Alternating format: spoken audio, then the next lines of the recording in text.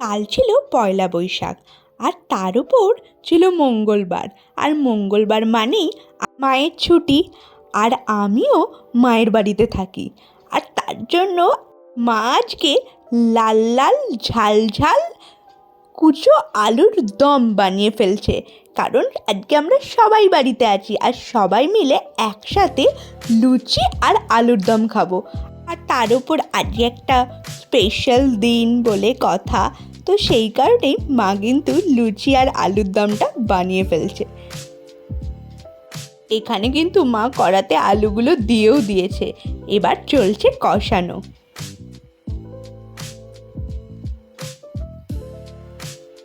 আর এদিকে কিন্তু মা ময়দা অলরেডি মেখে ফেলেছে, আর এখানে লুচি এখন বেলা স্টার্ট হয়ে গেছে। আমি একটু মাকে হেল্প করে দিচ্ছিলাম যাতে তাড়াতাড়ি হয়, সবাই মিলে আমরা একসঙ্গে খেতে বসবো বলে। শুধু আমি নয়, আমার বোনও কিন্তু লুচি বেলছিল। তো দেখো এখানে কিন্তু লুচি, আলুর দম আর তার সঙ্গে জলখাবারে ছিল পান্তুয়া। উফ, জাস্ট জমে গেছিলো জলখাবারটা।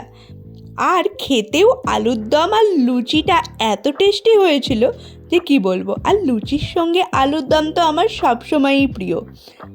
তোমাদের ব্লগটা কেমন লাগলো অবশ্যই কমেন্ট করে জানিও।